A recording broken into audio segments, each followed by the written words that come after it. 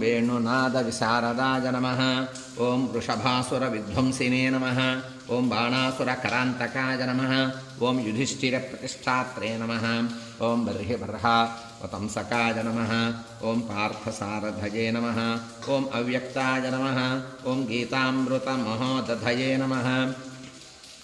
ॐ कालीयफणिमाणिक्यरञ्जितश्रीपदाम्बुजाय नमः ॐ दामोदराय नमः ॐ यज्ञभोक्त्रे नमः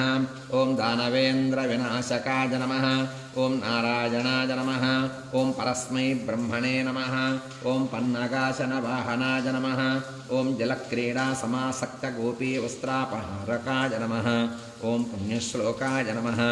ॐ तीर्थपादाय नमः ॐ वेदवेद्याय नमः ॐ दयानिधये नमः ॐ सर्वतीर्थात्मकाय नमः ॐ सर्वग्रहरूपिणे नमः ॐ परात्पराय नमः ॐ श्रीकृष्णाय नमः नानाविध परिमलपत्रपुष्पाष्टोत्तरशतनामपूजां सम्पूर्णम्।